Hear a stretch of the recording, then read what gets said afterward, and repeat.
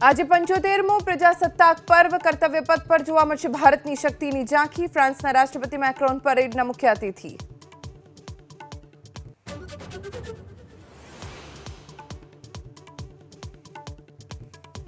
બિહારના સીએમ નીતિશ કુમાર એનડીએમાં પરત ફરે તેવી અટકળો તેજ. ભાજપના નેતૃત્વ સાથે નીતિશ કુમાર સીધી વાત કરતા હોવાનો સૂત્રોનો દાવ.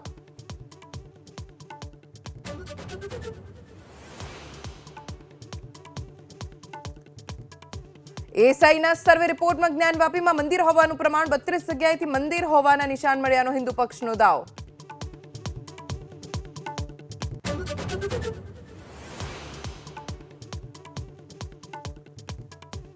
મુંબઈના ટિમ્બર માર્કેટમાં ભીષણ આગથી અફરાતફરી. ફાયર વિભાગની 20 ગાડીઓ ઘટના સ્થળે, આસપાસનો વિસ્તાર ખાલી કરાવાયો.